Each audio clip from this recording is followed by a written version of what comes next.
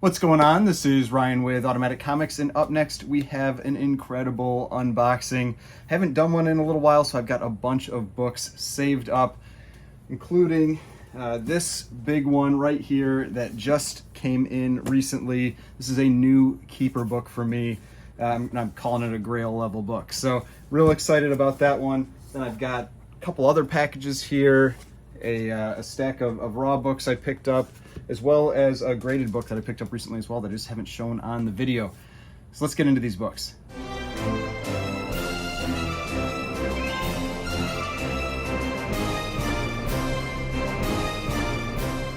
All right, so before we get started, please remember to hit that like button and hit the subscribe button if you'd like to see more content like this. I am personally really excited for this video because there are some cool books in here. I don't get the new keeper books all that often, and I've got a new keeper book here. This is, I call it a Grail level book. I'm really excited about this one. Never owned a copy of that book before. I've got another keeper book over here. Is one that I picked up recently that I haven't shown on the channel yet. Then I have, like a couple boxes. Each of these have one book in them. Each have a graded book, and they're also, like I said, some really cool books. And I've got this this stack of raws, all of which I believe I am sending in to get graded. So we'll talk a little bit about those as well. But before we get into these, we've got to talk about the sponsor of this video, Fanalytics. If you're a follower of my YouTube and Instagram channels, you know that having accurate and comprehensive data to make my comic buying, selling, and investing decisions is extremely important to me. Fanalytics has exciting plans for the future to provide the most accurate and up-to-date sales data as well as predictive models to help collectors make the best decisions with their hard-earned money. Keep an eye on my YouTube and Instagram channels for more announcements and dedicated content in the future, so make sure to subscribe to their Instagram for future announcements and click the link in their profile to register for beta access. The link to their Instagram is in the description of this video. All right, so we are back. Let's get into these comics. I'm just gonna, let's see. I'll open one of these boxes first, then I'm gonna go from least expensive to most expensive, just so you can kind of see some of the cool stuff that I'm gonna be opening up here. We'll start with this one. Now, I'll say these boxes have been making me nervous. This is a book I picked up from Heritage, and normally when I buy from Heritage, I'm buying more than one book. And when I buy more than one book, they tend to come in a little bit larger box, or they're even double boxed. When I've been buying one book lately, they've been coming in these smaller boxes that are only 14 by 10 by 2. And out of the 3 individual books I bought recently that have come in these boxes, 2 of them have had cracked slabs that I've had to get recased. Now, Heritage is taking care of it. The first one I sent back to them, and they covered the reslabbing. The second one they just sent me. I talked to them, and they sent me like the amount of money necessary to reslab the book. So I've, one of these had a ding on the end. Yeah, this one. And so it has this on the end, and that's all it took on those other ones. It was just like a little crunch because these boxes are just barely bigger than a slab, and end up with a damaged book, and so, or a damaged case. The book's fine, but a damaged case. So I'm hoping that is not the case again here, but we will see, because there's plenty of bubble wrap. It's just when you don't have enough buffer, you can sometimes get these issues. So I'm gonna cut this all this tape off. There's a lot of tape here, and then we'll go over this book. 2,000 years later. All right, so we have got the book out here. Let's take a look. And I do see 2 cracks on the case. I don't know if they were already there beforehand because it is an older case. I was considering getting this one reslabbed anyway. I don't know.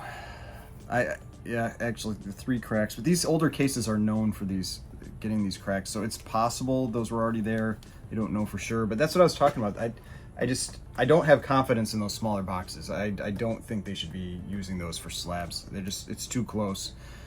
But still an awesome book. And this is Batman #7. Really cool Batman and Robin cover, beating up this, I'm assuming, criminal on the cover there. This is kind of like the key thing here is when Batman begins working with the police. Also have a Joker appearance, and again, just a cool cover. Kind of this, it's more like a Target, but it's got kind of a spiral feel to it. But awesome early Batman book, 1941. So this is one of the books here that I've picked up for this unboxing video. So like I said, I think I've got some pretty cool stuff to show, some pretty interesting stuff, and this is This is the first one. All right, now I'm just going to jump to these raw books. I'll talk about those briefly. I picked all of these up from the recent Fantast live sale that was on Instagram that was being hosted by One True Nerd King and Rage Theo. I bought some books from their prior one that I showed in my grading video, some books I'm going to send in for grading. These are some additional books that I picked up recently that I am also going to be sending in for grading. First one here is this Nick Fury, Agent of S.H.I.E.L.D. number 13. Really beautiful copy. Only thing is like a little, like kind of like, almost like just like roughness up in that corner and down in this corner here. I've got this one as a 9.4, maybe even a 9.6. It is a beautiful copy. Then we've got Nick Fury, Agent of S.H.I.E.L.D. number 3.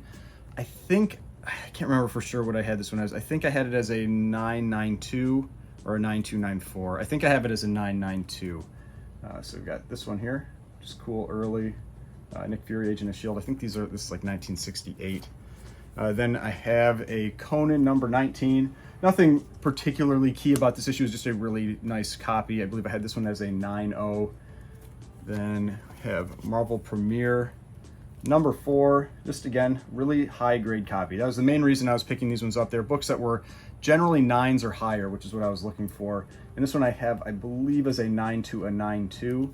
Again, just a really, really nice copy. Just a couple little things with it. There's a little like bend down here, but it's not really color breaking. It might break fiber, but I'm going to have all these books pressed first, so hopefully that helps that one out a little bit. Then we have Nick Fury, Agent of S.H.I.E.L.D. number 1. You have these really psychedelic type covers, like really 60s looking covers for some of these early ones, and number 1 is no exception to that. This one I believe I had as an 8.0 for this copy, so a nice looking copy, great colors on it.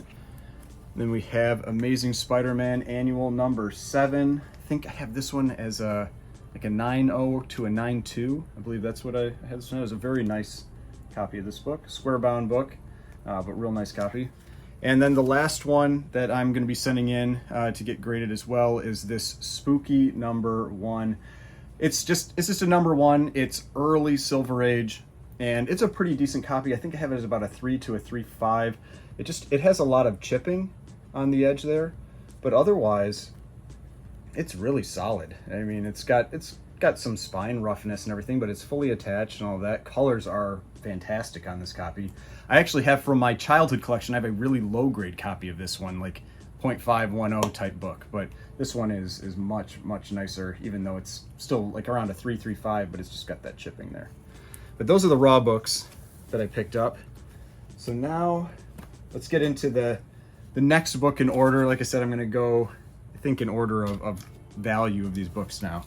So another one that I picked up from Heritage, and again, it was a single book and it's in a smaller box. So I'm just a little nervous about them. Hopefully, again, nothing wrong with this one. But we'll find out. Not nearly as much tape on this one, which is nice. Sometimes, like, too much tape is, I would prefer less than more. I mean, the tape doesn't really add any additional protection. It just makes it kind of a hassle to open. And this one was really nice, just a few pieces of tape on it. But I have never owned a copy of this book either. And it's from an interesting run. It's a really short run. It's 4 issues. 3 of the issues have covers done by L.B. Cole. One of the covers is not L.B. Cole, and it's this one. And it's actually a World War II cover, and that is Power Comics number 2. Still a really cool cover. You've got, this character on the front that has all the flags, basically, of the Allies, and he is smashing Hitler and Tojo over his head on the cover. It's from 1944, middle of World War II, and it's a 2.0. It's got its flaws. It has what looks like is probably, I would assume this is rodent chew or mouse chew over on the side here. It's got some, it's probably like maybe a wet book or something like that here, so there's some color lift. But overall, for a 2.0, still presents pretty well.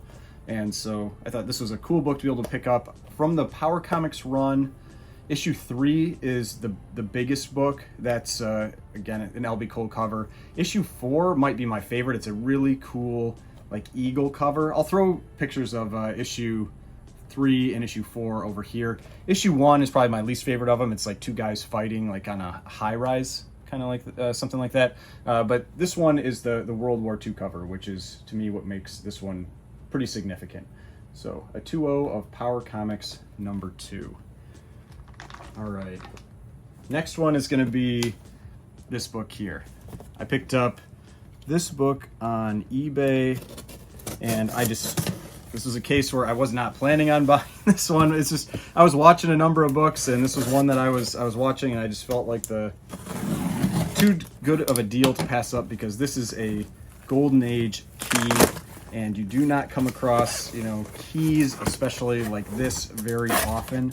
And so I decided to go for it.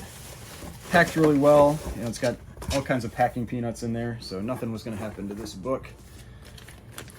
And I will admit, I am not a huge fan of this cover, but I still can recognize how significant this cover is. It is from 1942. It is from Detective Comics. It is a Batman key. This is Detective Comics number 67. This is the first cover appearance of the Penguin. And the reason I say I'm not a huge fan of it is I've said this before, I'm not a huge fan of the like campy, jokey type covers. And I mean, you've got the Penguin riding on an ostrich while he's fighting Batman and Robin. So, I mean, this is definitely a pretty campy cover, but it is still the first cover appearance of the Penguin, which is a big deal. 1942, early Golden Age. It's a 1.8, it's a lower grade copy, but overall it presents pretty well for the grade. On the back, you can see there was like some water damage or something like that. You can see it along the spine, along the bottom there. But overall, the image is pretty great. The colors are pretty great. You've got a little bit of chipping on the side here, but I mean, I love getting early Batman keys. And the first appearance of a major Batman villain, the Penguin, on the cover is, 100% qualifies as a Batman Golden Age key. So Detective Comics number 67. Really cool Batman key issue, even if I'm not a huge fan of the cover. Now, if you want an awesome first cover appearance for one of the Batman villains, it's Detective Comics 73, which is the first cover appearance of the Scarecrow. Again, I'll throw a picture of that one up there. That is a really cool cover. I'm a big fan of that one. All right, so got one more book here, and then we'll get into this the New Keeper book for me. Well, actually, this other book is also a New Keeper book for me. This one I picked up very recently, and this is one of my favorite LB Cole covers. Now, my favorite LB Cole cover is Mask Comics number 1. That is my favorite LB Cole cover. This one, I would say this is my favorite LB Cole sci-fi cover, and it's in the top, it's probably my second favorite overall LB Cole cover. I'll put it at that. So this is Blue Bolt number 105. This is a big book for LB Cole collectors. If you're not familiar with this one, this is a big book for LB Cole collectors. And so this is a incredible sci-fi cover. And for me, one of the things I really like about this is, to me, it shows more of the skill of LB Cole. I feel like some of that in some of his work gets washed out with all the bright colors and everything. And you can just tell like the level of detail that he put into this cover. And some of the horror covers also have a lot of detail in them. That's one of the things I really like about Mask Comics number 1, is just the detail that's in that cover. But this one also has that combination of a Golden Age sci-fi cover as well as the good girl art type cover. You've got this guy on there trying to save this woman from this, kind of like this fantastical beast. Looks like a griffin, basically, but I really like the design of this this griffin creature that's on the cover, and just amazing sci-fi cover.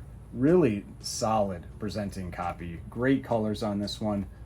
Here's the back cover. The main reason I'd say for the downgrade is there's this chip out of the back cover there. That's going to hurt it quite a bit, because otherwise, front cover is a great presenting copy of this book. So very happy to have been able to pick this one up, and a new book on my keeper list. That's the first one that's part of this video that's on my keeper list.